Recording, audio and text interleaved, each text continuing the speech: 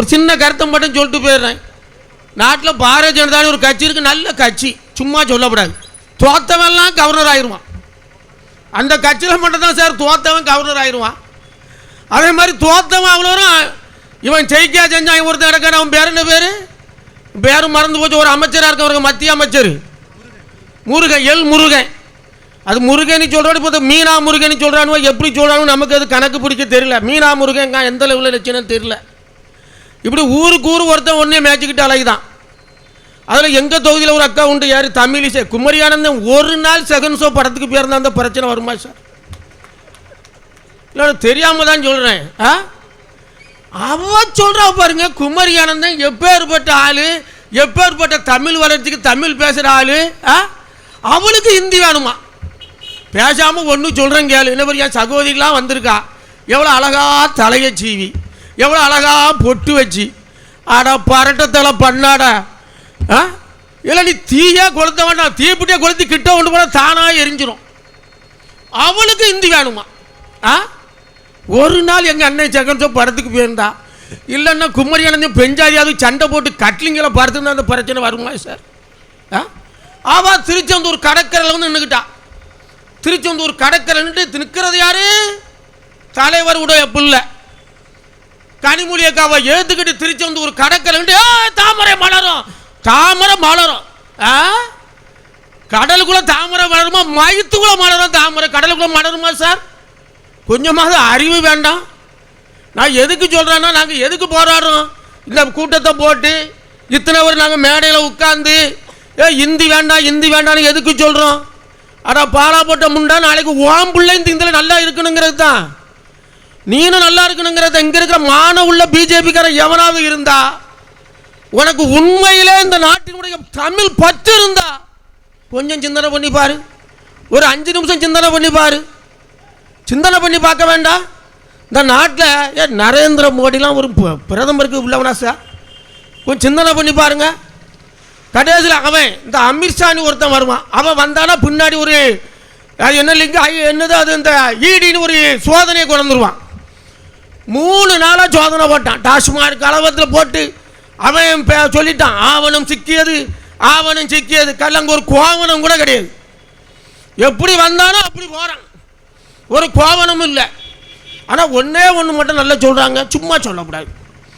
நரேந்திர மோடியை ஒன்றே சொல்லக்கூடாது, மேடையில் ஏறுவான் என்னல சொல்கிறான் மோடி, ஆளுக்கு 15 லட்ச ரூபா பேங்கில் போட போகிறானான்னா. நானும் தெரியாமல் நமக்கு போட்டா இந்த குழுவில் கொஞ்சம் கடன் இருக்குது, அடைச்சிட்டு கொஞ்சம் நிம்மதியாக இருக்கலான்னு பார்த்தேன். இன்னும் தான் போட்டுக்கிட்டு இருக்கான். நம்ம ஒரு பக்கத்தில் பார்த்திங்கன்னா விளையாட்டுக்கு சொல்லலை, ஒரு தாத்தாவும் பாட்டியும் இருந்தவ.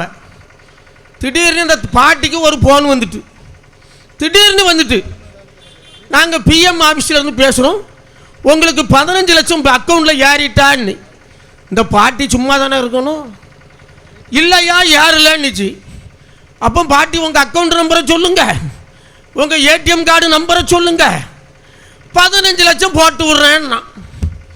இந்த பாட்டி அப்படியாவது சும்மா இருந்திருக்கணும். ஐயா தாத்தாவுக்கு உண்டோ? பாட்டி ஆமாம் ஐயா தாத்தாவுக்கு உண்டு, தாத்தா நம்பரையும் சொல்லுங்க பாட்டின்னா. தாத்தா நம்பர் ஏடிஎம் கார்டு நம்பரையும் சொல்லியாச்சு, எல்லாம் சொல்லியாச்சு. ராத்திரி பகல தாத்தாவும் பாட்டிக்கும் தூக்கம் வரல. எங்க 15 30 லட்சம்ல, தாத்தாவும் தூங்கல பாட்டியும் தூங்கல. தாத்தாவை எழுப்பி பாட்டி கேட்கு, எப்பா எப்பா நீங்கள் இந்த 15 லட்சத்தை என்ன செய்வீங்க? ஏதோ அவன் போட்டு என்னென்ன மாதிரி அடா சும்மா இருக்குல்ல. அந்த 15 லட்சத்தை எடுத்து அப்படியே அந்த கலியாக்குளம் பக்கத்தில் ஒரு 10 சென்டை வாங்கி அவளும் கொய்யா மரம் தோட்டமாக போட்டு உனக்கு கொய்யா பழம் பறித்து தரும் பிள்ளை நீ தின்னு நீ தாத்தா சொல்ல. அப்போ பாட்டிக்கிட்ட கேட்காரு, பாட்டிக்கிட்ட தாத்தா கேட்காரு, நீ என்ன பிள்ளை செய்வா? எத்தனை நாளைக்கு தான் இந்த பாம்படத்தை போட்டு ஆட்ட? ஒரு லங் டவுன் செயினை ஒன்று போட்டுக்கிட்டு நானும் இப்படியே ஆட்ட போகிறேன். யாரு? பாட்டி. விடிய விடிய தூங்கலை. மணி 10:30 மணி ஆச்சு. பேங்குக்கு பெய்யாச்சு. பேங்குக்கு பெய்யாச்சு. மேனேஜர்கிட்ட கொடுத்து ஐயா ஒரு 30 லட்சம் கிடக்கு எடுங்கங்க. அவர் மேனேஜர் பார்த்துட்டு 10 பைசா இல்லையா பாட்டி? ஐயா நான் ஒரு 2 லட்ச ரூபா போட்டானே, அதை நக்கிறதுக்கு தானே இந்த வேலை பார்த்தான். ஐயா வாங்க. சரி, இதை நக்கிறதுல இந்த வேலை பார்த்தான். இதுதானே மோடி, இதை தானே செஞ்சான். நான் என்ன சொல்றேன்னா, இந்த நாட்டில் பிஜேபி காரனுக்கு உண்மையிலே மானம் சூடு சொரணை நல்ல ரத்தம் ஓடுறதா இருந்தா அவன் என்ன செஞ்சிருக்கணும்? இந்த மும்மொழி கொள்கை எதிர்க்கணுமா எதிர்க்கக்கூடாதா? எதிர்க்கணுமா எதிர்க்கப்படாதா? சார் சார் அரசியலுங்கிறது வேற இருக்கட்டு. நாங்கள் 62 கட்சி கூட்டு தலைவர் கூடுறாரு, 2 பேர் பெருங்கட்சிக்காரன் வரல, பெருங்கட்சிக்காரன் 2 பேர் வரல. அதனால எங்களுக்கு ஏகப்பட்ட இழப்பு. எப்படி இழப்பு தெரியுமா? அந்த பகலை அம்மாவாசையில் பெத்து போட்ட 50 வந்து சீக்க வாசை கருப்பையா முப்பினார் ஒன்று பெத்து போட்டுக்காரு, இருட்டுக்குள்ளே பெற்றுருப்பார் போல. நாங்கள் புறக்கணிக்கிறோம். அவன் என்ன ஒருத்தன் எஸ்ஆர்எம் ஓனர் ஒருத்தன் உண்டு பற்றியலா, எஸ்ஆர்எம் ஓனர், அவன் பேர் பச்சைமுத்தா. போன வாட்டி நம்ம கூட்டணியில் தான் எம்பி ஆனான். இப்போ நம்ம கூட்டணியில் இப்போ எங்கே இருக்கானே தெரில. இப்போ அவன் எங்கே இருக்கானே தெரில. ஐயோ 2 பேரும் புறக்கணிக்க ஆகலாம். இப்போ நான் புறக்கணிச்சப்போ என்ன ஆக போகுது சார்? 1986 ஒரு அப்பவும் சட்டத்தை புது ஒரு சட்டறிப்பு போராட்டம். சட்டறிப்பு போராட்டத்தில் கலைஞர் சட்டமன்ற உறுப்பினர், உங்களுக்குலாம் ஞாபகம் இருக்கும். கலைஞர் சட்டத்தை எரிச்சார். 11 பேர்களை பிஎச் பாண்டியன் சபாநாயகர் 11 வரையும் பதவி இழக்க வச்சார். நாங்கள் எதுக்கு சொல்றோம்? இந்த ஐயா இந்த மும்மொழி கொள்கை எதுக்கு கொண்டு வரோம் தெரியுமா? திருச்செந்தூர் கோயிலுக்கு போங்க சார், அப்படியே அந்த சுற்றி வாங்க, அந்த கடற்கரை பக்கம் வாங்க, ஒரு பெரிய ஒரு குழி கிடக்கும், ஒரு பெரிய குழி கிடக்கும் சார். நீங்கள் பாருங்க, அந்த குழியில் தான் சார் நீனும் நானும் சாமி கும்பிடணும் சார். அந்த குழியில் உத்து பார்த்து தான் சார் நம்ம முருகனை பார்க்கணும். நம்மளை கோயிலுக்குள்ளே விட மாட்டான் சார். அதுக்கு தான் சார் பெரியார் உருவானார், அதுக்கு தான் சார் அண்ணா வந்தார், அதுக்கு தான் சார் கலைஞர் வந்தார். சார் எங்கள் ஊருக்கு செருப்பு போட்டு போக முடியாது சார். அக்கரகார செருப்புக்கு செருப்பு போட முடியாது. இன்னைக்கு செருப்பு போட்டு வருது நிமிர்ந்து போறான. என்ன சார் காரணம்? என்ன காரணம்? கலைஞர் சாதாரணப்பட்ட தலைவரா? எல்லாரும் நினைச்சான் கலைஞரோட இது பேரும் போல ஆஹா ஓஹோன்னா. இப்போ தளபதி 16 அடி பாயிறாரு, 16 அடி பாயிறாரு. நாங்கள் இந்துக்களுக்கு எதிரியா? யாரா நம்ப முடியுமா சார்? திருச்செந்தூர் கோயிலில் வைரவேல் இருக்கு பற்றியா? வைரவேலை இல்லை நிறைய அவருக்கு தெரியும். வைரவேலை களவெடுத்துட்டானுவேன். திருச்செந்தூர் கோயிலில் வைரவேலை களவெடுத்தாலும் பரவாயில்லன்னு சொல்லி சுப்பிரமணிய பிள்ளைய கொண்டு விட்டான். எம்ஜிஆர் முதலமைச்சர் கோயிலில் ஒரு முருகப்பெருமான் வைரவேலை களவெடுத்துட்டு அவம்பாட்டி பேட்டா சுப்பிரமணிய பிள்ளை அடித்து தூக்கில் தொங்க போட்டான். அப்போ முதலமைச்சர் யாரு? எம்ஜிஆர். கலைஞர் எதிர்கட்சி தலைவர். அப்போ கலைஞர் என்ன செய்து கேட்டார் தெரியுமா சார்? நீட்டா போனார். எம்ஜி ராமச்சந்திரன் அவர்களை இதுக்கு நீதி விசாரணை வேண்டும். அதுக்கு எதுக்கு சொல்றேன்னா பிஜேபி காரன் கேட்டுக்க, இதை கேட்டு ஒத்துக்கிட்ட தூக்கில் தொங்கு, நீதி விசாரணை வேண்டும்னு கேட்டார் எம்ஜிஆர்கிட்ட. உடனே எம்ஜிஆர் சொன்னார் நீதி விசாரணை தர முடியாதுன்னார். உடனே கலைஞர் என்ன சொன்னார் தெரியுமா? நீங்கள் நீதி விசாரணை தரவில்லை என்றால் நான் மதுரையில் இருந்து திருச்செந்தூருக்கு நடைபயணம் போவேன்னார். உடனே எம்ஜிஆர் சொன்னார், அவர் சும்மா சொல்றார் கலைஞர், அவர் எப்படி நடப்பாருன்னார். கலைஞர் சொன்னதை செய்வார். மதுரையில் இருந்து நெடிய பயணம், மதுரையில் இருந்து நெடி நடந்தே வரார் சார். ஆத்தூரை வந்து ஆத்தூரை வந்து காயல் பட்டம் கால் வைக்காரு. கலைஞர் காலெல்லாம் புண்ணாகி விட்டது, கலைஞர் கால் ரத்தமாகி விட்டது. கூட வந்தவனா சொல்றேன், ரத்தமாகி விட்டது, கால் பொத்து விட்டது. அப்ப இந்த மாதிரி சால்வெல்லாம் கிடையாது, இந்த டர்க்கி மாதிரி ஒரு சால்வை போடுவாங்க. அந்த சால்வையை கலைஞர் காலை சுத்தி சுத்தி கட்டுறாங்க. கட்டி அப்பவும் கலைஞர் காரில் யாருங்க? கலைஞர் யாரமாட்டார். உடனே எம்ஜிஆருக்கு தகவல் போகிறது. அப்போ செல்போன் கிடையாது.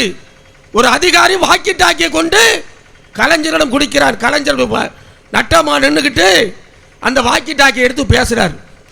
எதிர்முறையில் பேசுவதார் எம்ஜிஆர். என்ன சொன்னார் தெரியுமா? நண்பர் கலைஞர் அவர்களே, நீங்கள் நடந்து சென்று கொண்டிருக்கிறீர்களாம், உங்கள் காலில் புண்ணு வடிந்து விட்டதாம், உங்கள் காலில் ரத்தம் வடிகிறதாம், திரும்பி வாருங்கள், பேசி தீர்த்து கொள்ளலாம். சொன்னது யாரு? எம்ஜிஆர். கலைஞர் என்ன சொன்னார் தெரியுமா? நண்பா ராமச்சந்திரா, நான் கலைஞராக நடக்கவில்லை, கருப்பு சோப்பு வேட்டி கட்டிய திமுக காரன் நடக்கிறேன், திமுக காரன் முன்வைத்த காலை பின் வைக்க மாட்டான் என்று சொல்லி வெற்றிகரமாக நடைபயணத்தை முடித்துக் கொண்டு சட்டமன்றத்துக்குள்ள போறார். அப்போ உள்ளாட்சித்துறை அமைச்சர் யாருன்னா குழந்தைவேலு. அவன் சும்மா தானே இருக்கணும், அவன் வாயை பொத்திக்கிட்டு தானே இருக்கணும். அவன் டக்குன்னு கேட்டான் எழுந்திக்கிட்டு, கலைஞர் அவர்களே, நீங்கள் திருச்செந்தூர் நெடிய பயணம் போனீங்களாமா? போனேன். முருகப்பெருமான் ராமாவரம் தோட்டத்துக்கு வந்துட்டாரு தெரியுமான்னா. அவன் எதை வச்சு சொல்கிறான் தெரியுமா சார்? நீங்கள் அங்கே போயிட்டிய, அதனால் முருகப்பெருமான் உங்களை பார்க்க முடியாமல் ராமாவரம் தோட்டத்துக்கு வந்துட்டாருன்னா. உடனே கலைஞர் எழுந்திட்டார். எழுந்தி அப்படியே கேட்கார் எம்ஜிஆர்கிட்ட, எனக்கு பேச டைம் கொடுங்கன்னாரு. உடனே எம்ஜிஆர் சிரிச்சிட்டார். இன்னைக்கு குழந்தைவேலு கலைஞர்கிட்ட சிக்கிக்கிட்டான் என்னாரு. உடனே பதில் சொல்லு தம்பின்னாரு. அப்போ கலைஞர் கேட்குற, கேளு தம்பி, நான் பதில் சொல்கிறேன்னாரு. நீங்கள் திருச்செந்தூருக்கு போச்சுல, முருகப்பெருமான் உங்களை பார்க்காம ராமாவரம் தோட்டத்துக்கு வந்துட்டாரு தெரியுமான்னு கேட்டான். உடனே கலைஞர் கேட்டார், அடா பாவிகளா, வயிற வேலை தானடா களவெடுத்துட்டு போனேன்னு பார்த்தேன், முருகப்பெருமானையும் களவெடுத்து ராமாவரத்துக்கு கொண்டு போயிட்டீங்களா? அப்போ வள்ளி தேவான ஓ வீட்டிலாடா இருக்கான்னு கலைஞர் இவ்வளோ நகைச்சுவையாக கேட்டார். அடா பைத்தியக்கார பயில, பிஜேபிக்கார பயில, எல்லாம் ஒரு வயிற வேலை பிடிச்சி கொடுத்ததை நாங்கள் தானடா பண்ணாரி பயில்வலா. நீங்கள் நம்ம ஒரு கொடியை கட்டிக்கிட்டு பார்த்து மாத்தாச்சே, அதோட சரி பார்த்து மாத்தாச்சே.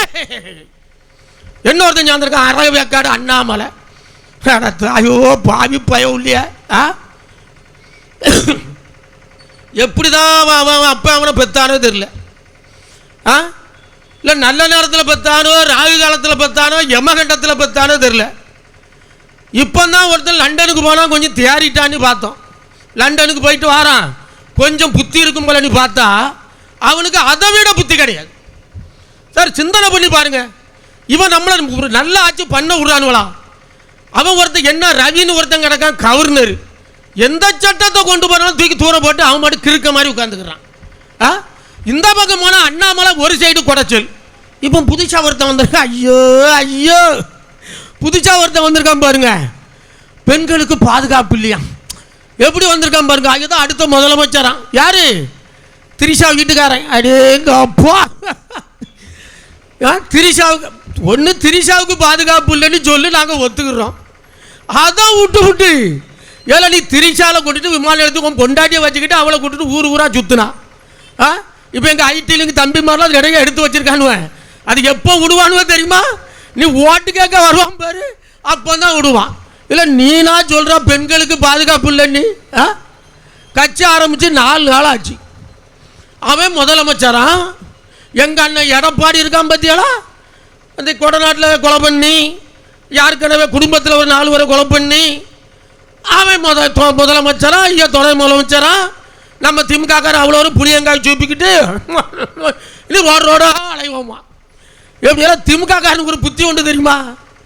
இல்லை இருக்கிற திமுககாரன் அத்தனை வரும் சொல்கிறேங்க, இந்த 4 வருஷத்தில் யாராவது புரோஜனப்பட்டிருக்கலாம் சார்? சார் யாராவது ஒரு புரோஜனப்பட்டிருக்கோமா? இல்லை சார். ஒரு தலையாரி வேலை கிடைக்காது சார் என் பையனுக்கு. இப்பவும் நாங்கள் இந்த கட்சிக்காக உயிரை விடுறோம் சார். எதுக்கு? நாங்கள் வளர்த்த வளர்ப்பு, எங்கள் தலைவர் வளர்த்த வளர்ப்பு சார். ஆமாம் சார். எடப்பாடி முதலமைச்சராக இருக்குச்சுல, என் மேலே 17 கேஸு சார். 1000 பேர் முத்துவேலுக்கு தெரியும். ஒரு வாட்டி ஒரு கூட்டம் சுரண்டையில் பேச போயிட்டேன். கூட்டமோ கூட்டம், ஏகப்பட்ட கூட்டம். பேசிக்கிட்டே இருக்கேன், போலீஸ் ஏகப்பட்ட போலீஸ் பாதுகாப்பு கூட்டாச்சு. எனக்கு சந்தோஷம் தாங்க முடியல. மந்திரிக்கு கூட இவ்வளோ கூட்டம் இல்லையாடா, நமக்கு இவ்வளோ கூட்டம் வந்துட்டேன்னு நானும் எம்பாட்டுக்கு பேசிக்கிட்டு இருந்தேன். பேசி விட்டு மேடையை விட்டு கீழே இறங்கினேன். ஒரு போலீஸுக்காரர் ஒரு லெட்டர் தராரு, உங்கள் மேலே ஒரு பிடிவாரண்டி இருக்கிறது, நீங்கள் வண்டியில் ஏறுங்கள் தம்பின்னாரு. ஆடா பாவி, இதுக்குத்தானா? இனி அங்கே போயாச்சு. அப்போ எங்கள் தூத்துக்குடி மாவட்ட செயலாளர் யாருன்னா பெரியசாமி என்ன கலைஞரோட முரட்டு பக்தன் என்னை உருவாக்கியவர். அவர் ஒன்று என்ன பண்ணார் தெரியுமா? நான் ஒரு சாதாரண இரும்பு வியாபாரி தான், எங்கள் அப்பா பனையேறி தான். ஒரு சாதாரண இரும்பு வியாபாரி, வீட்டுக்கு என்ன வாரத்துக்கு வேணால் ஒரு நாள் ஒரு 1/4 கிலோ மிச்சர் வாங்கிட்டு போவேன். பெரியசாமி என்ன பண்ணார் தெரியுமா? ஒரு குட்டியான நிறையா ஏதோ நான் போய் தியாகம் பண்ணியிருக்க மாதிரி பச்சரிசி, புழுங்கரிசி, நவ்வரிசி, அந்த அரிசி, ஹார்லிக்ஸ், அல்வா எல்லாம் வாங்கி வீட்டுக்கு கொடுத்துட்டாரு. இப்போ கூட்டம் முடிஞ்சு வீட்டுக்கு போனால் கடைசி புள்ள கேட்கு, எப்பப்பா நீ ஜெயிலுக்கு போவா? ஆமா, நீ ஜெயிலுக்கு போனால் தானப்பா பண்டமே வருதப்பா. இல்லை நாங்கள் அதை பற்றி கவலையே பட மாட்டோம்டா. இல்லை நாங்கள் அதை பற்றி கவலையே பட மாட்டோம். எங்களுக்கு ஜெயிலும் ஒன்று தான், இதுவும் ஒன்று தான். அதனால் பிஜேபிக்காரன் சொல்கிறேன் கேட்டுக்க, ஒழுங்கா கொச்சம் வச்சு இருக்கிறவன் என்கிட்ட வந்துரு. ஏன்னா நீ வந்துட்டாலும் நீ அமைச்சராயிரம், நாங்கள் உங்கள் முன்னாடி வருவோம், அது வேற கதை. பேசாமல் இங்கே வந்துரு. என்னமா அதில் கிடந்துக்கிட்டு பாரதி மாதாக்கிச்சே பாரதி மாதாக்கிச்சே நாங்கள் ஒரு பருப்பு ஆகாது. சும்மா உட்காந்து அழுதுகிட்டு தான் இருக்கணும் கடைசி வரைக்கும். அந்த கொடியை வச்சு ஒரு பஞ்சாயத்து போர்டு உறுப்பினர் ஆக முடியாது. சிந்தனை பண்ணிக்கிடுங்க. அதனால் இந்த விஜயெல்லாம் வந்துங்க, விஜய் வந்து தொகுதிக்கு வந்து 500 ஓட்டு வாங்க மாட்டாங்க. நீங்கள் என்னமோ அவன் பெரிய கதை, 500 ஓட்டை வாங்க மாட்டான். ஆமாம், அவன் எங்கே இருக்கானோ அவனுக்கு எதிராக திரிசால விடுவான். இவ்வளோதானே, ஆளா இல்லை. அடுத்த ஒருத்தன் வந்திருக்கான் சீமா. அடே அப்பா, அப்போ அப்போ என்ன பேச்சு பேசினா. ஒரு நாளைக்கு ஒரு சைடு கட்சி தேஞ்சிக்கிட்டு இருக்கு. கட்சி தேஞ்சு இப்போ முதல்ல ஆபுன்னவன் இப்போ திமுக நல்ல கட்சி தான், பரவாயில்லை. எப்படி இப்போ திமுக நல்ல கட்சான், நல்ல குத்துல. இப்போ என் அக்கா மாதிரி தங்கச்சி மாதிரிலாம் பஸ்ஸில் உட்காந்து போகிறா, நாங்கள் நட்டமாக நின்று போகிறோம். இது எந்த கட்சியிலங்க உண்டு? அது மட்டுமா? மாதம் ஆனால் 1000 ரூபா. அன்னைக்கு சொல்லியாச்சு எங்கள் பொஞ்சாச்சு. எங்கள் அண்ணன் எனக்கு 1000 ரூபா போட்டு விட்டாச்சுப்பா. எங்கள் அண்ணன் 1000 ரூபா போட்டு விட்டாச்சு. என் மகா சொல்லியாச்சு, எங்கள் மாமா எனக்கு 1000 போட்டு விட்டாச்சு. இன்னொரு பிள்ளை காலேஜில் படிக்கிற பிள்ளை எங்கள் மாமா எனக்கும் போட்டாச்சு.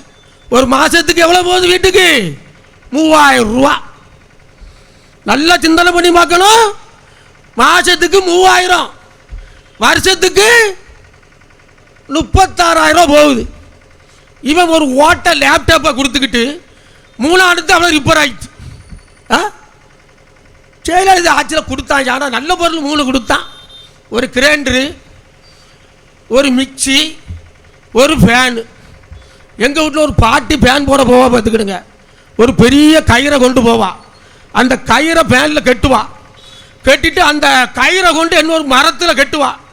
கட்டிக்கிட்டு ஃபேனை போடுவா. சீலிங் மேல் திடீர்னு டேபிள் ஃபேன் ஆகிடும். ஒரே சுத்தாத்தான் இருக்கும். 3ஆவதுக்கு இரும்பு கடைக்காரன் அங்கே போயிட்டு போனால் 50 ரூபா ஃபேனு. 50 ரூபா தான்.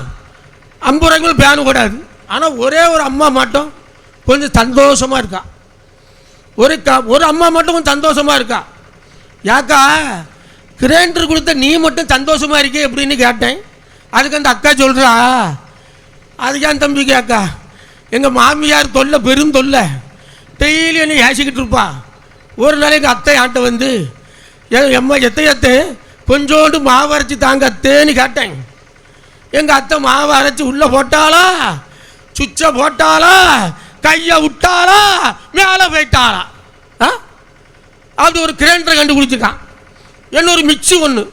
ஐயோ ஐயோ, காலையில் எங்கள் அண்ணன் 5 மணிக்கு வேலைக்கு போகிறதுக்கு தேங்காய் இறக்கி சொன்னால் உள்ளே கிடந்து குடுக்குன்னு ஊரை ஃபுல்லாக எழுப்பிடும். ஐயோ அம்மா கொடுத்த வியாபாரம். இன்றைக்கும் பாருங்கள் கலைஞர் டிவி நிறைய இடத்துல ஓடிக்கிட்டு இருக்கு. கலைஞர் டிவியை பாருங்கள் இன்றைக்கும் ஓடிக்கிட்டு இருக்கு. இது திட்டமா, நீ இது திட்டமா? இன்னைக்கு மகாராஷ்டிராவில் ஜெயிச்சிருக்கான பிஜேபி எப்படி ஜெயிச்சிச்சு? எப்படி சார் ஜெயிச்சிச்சு? மாதம் 2500 கொடுப்போம் அவன் சொன்னான். மக்கள் நம்பி ஓட்டு போட்டாங்க. இவன் கொடுக்க போகிறானோ இல்லையா அது நமக்கு தெரியாது. நம்ம வேற ஒன்றும் இல்லை சார். ஒரு விஷயம் தெரியுமா? முந்தி நமக்கு பொம்பளை ஓட்டே கிடையாது சார். சார் தளபதி வந்தபோது ஒரு தொகுதிக்கு 25,000 மகளிர் ஓட்டு நம்ம வச்சுருக்கோம் சார். 25,000 மகளிர் ஓட்டு நம்ம வச்சுருக்கோம். வேற ஒன்றும் சொல்லாண்டா. 1000 1500 ஆக்கப்படும். நம்புவான். 234 நம்ம தான். எம்எல்ஏ சீட்டு கிடைக்கிறவங்களாம் யோகக்காரன். 234 நம்ம தான். இது தெரியாம எடப்பாடி நான் கூட்டணி அமைத்து விட்டேன். இன்னைக்கு அண்ணாமலை சொல்லியிருக்க பாருங்க, 2 பெருங்கட்சிகள் எங்களுடன் சேர்ந்து விட்டது. யாரு? சீக்க வாசனம். இன்னொருத்த யாரு? நம்ம இவனும் நம்ம எஸ்ஆர்எம் பச்சை முத்தம். எப்படி ஓட்டு பச்சை முத்து மாவனா பச்சை முத்துக்கு போட மாட்டான். சீக்க வாசனுக்கு ஓட்டு போட போறானோ போக மாட்டானோ அவனுக்கே தெரியாது. இப்படிப்பட்ட பயல்களெல்லாம் வச்சுக்கிட்டு ஐயோ பெரிய மகா கூட்டணி அமைக்க போறாவலாம், என்னமோ அமைக்க போறாவலாம். ஒன்றும் வேண்டாம். இப்போ ரெட்டலைக்கு சண்டை நடந்துக்கிட்டு இருக்கு. அவன் எனக்குங்க, இவன் எனக்குங்க, ஓபிஎஸ் எனக்குங்க. ஒன்றும் வேண்டாம். நம்ம நகரத்தில் அண்ணத்தை கொடுத்தா போதும். ஒரு இலையை பிச்சு ஓபிஎஸ் கிட்ட, ஒரு இலையை பிச்சு இபிஎஸ் கிட்ட, ஒரு 2 காம்பா முறிச்சு வச்சுக்கிடுங்க போங்க. ஒழுங்க. நீ என்ன எம்ஜிஆரா? நீ எம்ஜிஆராடா? இல்லை ரெட்டல் பெரிய சின்னமா? உங்கள் ஆத்தா ஜெயலலிதா பருவூரில் நிற்கல, அதே நாங்கள் தோக்கடிக்கல. ஆனால் அறிவு கட்ட போய தொகுதிக்கு 25,000 ஓட்டு வச்சிருக்கோம் சார். சிந்தனை பண்ணி பாருங்க. ஒரு கல்விக்கு சிந்தனை பண்ணி பார்க்கணும். இந்த 4 வருஷம் மக்கள் நம்ம துன்புறுத்தி இருக்குமா சார்? எதையாவது ஒரு கதைக்கு சொல்லுங்க துன்புறுத்தி இருக்கோமா? கிடையாது. வந்து தளபதி முதலமைச்சராக வராரு, ஒரே கொரோனா, ஒரே கொரோனா. நம்மளே வீட்டில் இருமுனா என் பொண்டாட்டி சொல்லுவா, இல்லை உங்கள் அப்பா இருமுவது சரியில்லை, கிட்ட போவாத. கொரோனா, அந்த கொரோனாவை ஜெயிக்காரு தளபதி. அந்த ட்ரெஸ்ஸை போட்டுக்கிட்டு உள்ளே போய் அந்த மருத்துவராக இருந்து அந்த நோயாளியோட இருந்து அதை பார்த்தார். அது முடிஞ்சிச்சு. சென்னையில் பெருவெள்ளம், சென்னையில் பெருவெள்ளம் சார். அதையும் அவர் சமாளித்து, நீ நிதி கொடுக்க மாட்டாங்க, மத்திய அரசு நிதி 10 பைசா கிடையாது, அதையும் சமாளித்து இத்தனையும் கொண்டு ஒரு நல்லாட்சி செய்துக்கிட்டு இருக்காரு. நேற்று சொல்கிறான் தர்மேந்திர அநாகரிகமானவர்களாம். யாருடா? இல்லை நாகரிகத்தை பற்றி யார் பேசுறது? நாகரிகத்தை பற்றி யார் பேசுறதுடா? ஹிந்தி படித்தா பெரிய ஆள் ஆகிடலாமா? ஆமாம். சுந்தர் பிச்சை இருக்காரு பற்றியா, தமிழ்நாட்டுக்காரன். அவன் ஹிந்தி படிச்சுட்டு தானே போனான். அமலா ஹரிசு ஹிந்தி படிச்சுட்டா போனான். அவன் தமிழ் தான்டா. இல்லை தமிழுக்குன்னு ஒரு மரியாதை இருக்கு. நீங்கள் சும்மா வந்த உடனே அப்படிலாம் நினைக்கக்கூடாது. இந்த ரேஷன் கார்டில் எச்சு முத்திரை குத்துனாங்க தெரியுமா? ஐயா குத்துனாவளா இல்லையா? ஜெயலலிதா ஆட்சி காலத்தில் ஒரே எச்சு முத்திரை ரேஷன் கார்டில். அப்போ சொல்லுவான் அங்கேருந்து, அடே அப்பா நான் சின்ன வயசுல போய் மேடை ஏறி பேசிட்டேன் பார்த்துக்கிடுங்க. எனக்கு ஒரு பயலும் பொண்ணு தரல. உண்மையில் ஒருத்தனுக்கு எவனுமே எப்படி பொண்ணு கேட்க? அப்போ நான் சொன்னேன், எங்கள் அம்மா அங்கனோடி பார்த்துட்டு சரிஞ்சிட்டா.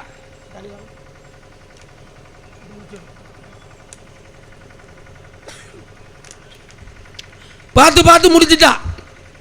அப்புறம் தான் நான் தான் சொன்னேன், எம்மா நீ எனக்கு பொண்ணு பார்க்காண்டாம், நானே எனக்கு பார்த்துக்கிறேன் இது சொல்லிட்டு அப்படியே ரவுண்டில் போனேன்.